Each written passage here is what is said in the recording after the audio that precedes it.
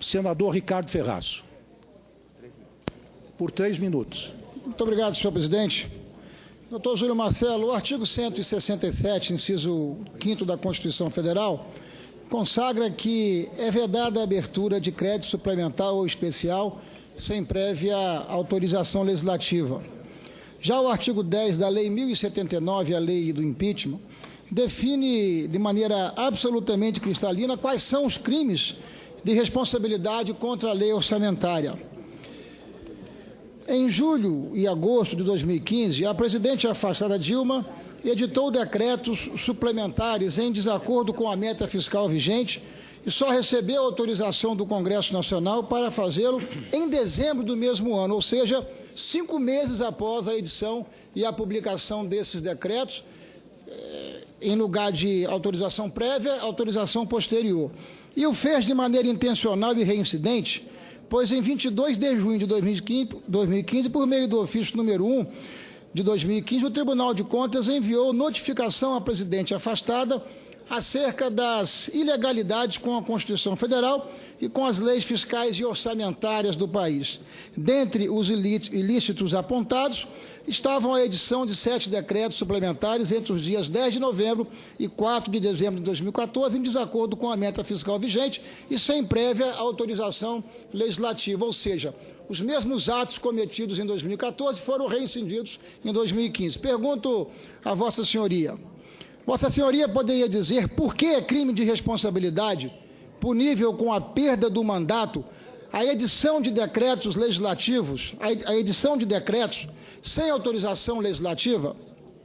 E quais as consequências desse tipo de crime na desorganização fiscal e econômica e com reflexo social para o país? Segundo, a defesa insiste em alegar que a edição de decretos suplementares já foi feita no passado pelo Tribunal de Contas da União, que não teria feito qualquer ressalva a respeito, o que tornaria patente uma alteração no entendimento do Tribunal de Contas. Para tanto, citam as contas referentes ao ano de 2009. Pergunto a Vossa Senhoria, a decisão anterior do Tribunal de Contas da União sobre estas práticas que a consideravam legais? São essas, por hora, o questionamento do senhor presidente, que endereço ao doutor Júlio Marcelo. Agradeço a Vossa Excelência, senador Ricardo Ferraço. Concedo a palavra ao senhor Júlio Marcelo de Oliveira para que responda por até 3 minutos nesse primeiro momento. Obrigado, senhor presidente, senhor senador. A questão dos decretos, como bem aponta já a pergunta, é que, está ligado? Pois não, há algum problema? Vamos aumentar o volume. Obrigado. A questão dos decretos é quanto à prévia autorização legislativa. A Constituição estabelece que a suplementação de créditos orçamentários só pode ocorrer mediante autorização do Congresso Nacional, que é o órgão competente para estabelecer, autorizar os gastos da União, do Poder Executivo da República Brasileira. Os decretos foram emitidos sem a observância deste mandamento constitucional, porque o Congresso Nacional delegou ao Poder Executivo uma certa flexibilidade na suplementação de créditos orçamentários, mas estabelecendo uma condicionante, que esses decretos fossem compatíveis com a obtenção da meta fiscal em vigor. E o Poder Executivo editou decretos considerados pelo Ministério Público de Contas e pelo Tribunal de Contas como incompatíveis com a obtenção desta meta e, portanto, feriram a Lei de Responsabilidade Fiscal, a Lei Orçamentária e a Constituição da República, que prevê os atentados, os atos atentatórios contra as leis orçamentárias e contra o cumprimento das leis do país como uma hipótese de crime de responsabilidade, razão porque os denunciantes entenderam por bem apresentar uma denúncia ao Congresso Nacional para tratar dessas questões.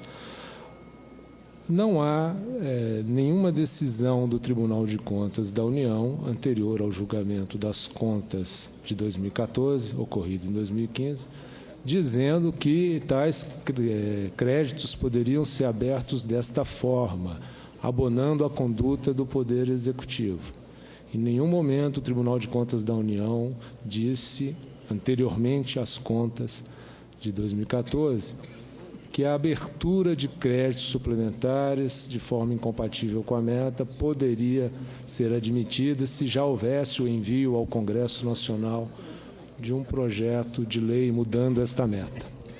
É isso, senhor senador. Tá bom. Agradeço ao senhor Júlio Marcelo de Oliveira. Consulto o senador Ricardo Ferraço se continua com a arguição. Pois não, com a palavra. Doutor Júlio Marcelo, a irresponsabilidade do governo afastado atingiu também os bancos públicos, conforme apontado pelo Tribunal de Contas da União e comprovado no decorrer dos meses de trabalho na Comissão Especial do Impeachment. Sobre isso, concluiu a perícia que os atrasos nos pagamentos devidos ao Banco do Brasil constituem operação de crédito, tendo a União como devedora, o que afronta o disposto no artigo 36 da Lei de Responsabilidade Fiscal. O Ministério Público Federal do Distrito Federal, em decisão recente, afirmou: as pedaladas fiscais tinham por objetivo maquiar as contas públicas e o resultado fiscal, e por isso configuram, sem sombra de dúvidas, atos de improbidade administrativa. Pergunto a Vossa Senhoria, à luz da legislação pátria, estão corretas as conclusões da perícia e do Ministério Público Federal do Distrito Federal? Vossa Senhoria poderia esclarecer aos senadores e à população brasileira se há diferença na gravidade de um ato omissivo e de um ato próprio da Presidente da República? São essas as questões, senhor presidente. Senador Ferraço, agradeço a Vossa Excelência. Eu aproveito para lembrar o egrégio plenário que as perguntas devem ser feitas objetivamente, de modo a não induzir as respostas. Então, daqui por diante, peço que Vossas Excelências respeitem esse dispositivo do Código de Processo Penal e que também foi acordado em nosso roteiro na sessão que tivemos com as lideranças. Mas pergunta foi técnica, senador Ricardo Ferraço. No entanto, eu senti que Vossa Excelência fez algumas afirmações tendentes a encaminhar a resposta do nosso informante, de maneira que peço que Vossas Excelências, daqui por diante, observem essa disposição legal. Senhor Júlio Marcelo de Oliveira, com a palavra. Obrigado, senhor presidente.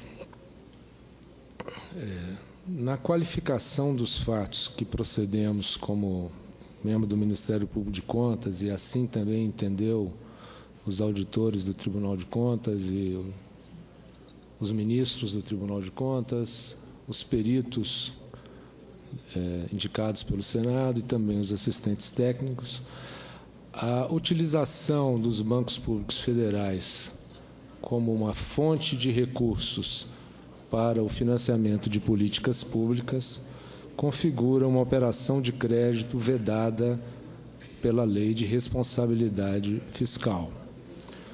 Nosso colega do Ministério Público Federal, procedendo a uma avaliação com vistas à eventual ação penal por crime contra as finanças públicas, nos tipos previstos no Código Penal, chegou à conclusão de que não seria uma operação de crédito. Teve ele esse entendimento, mas entendeu que se tratariam de atos de improbidade e destinados à maquiagem das contas públicas, que, portanto, desaguariam num procedimento improbidade, quando se refere à presidência da República, deságua num crime de responsabilidade. Mas a questão, a meu ver, com todo respeito ao colega do Ministério Público Federal, que conheço, admiro, respeito e tenho certeza terá uma trajetória brilhante na sua carreira no Ministério Público, me parece que a sua avaliação não restou completa por dois aspectos. entendeu que o beneficiário dos pagamentos devidos pelo Tesouro ao banco público, o beneficiário seria o próprio banco. Que o beneficiário da política pública, então, seria o Banco do Brasil. Quando, na verdade, esta subvenção econômica vem para subsidiar o tomador do empréstimo, o agricultor. Ele é o beneficiário da política pública. Então, quando o Tesouro não faz o repasse para o Banco do Brasil do valor devido a título de equalização, ele está obrigando o Banco do Brasil, Banco do Brasil, a estar subsidiando e financiando, no lugar do Tesouro, o agricultor. Quando o Tesouro faz o pagamento, ele está fazendo o pagamento em favor do agricultor, para favorecer o agricultor. Ele é o destinatário da política pública. Para o Banco do Brasil, é neutro receber a taxa de juros cheia do agricultor ou receber uma parte do agricultor e a outra parte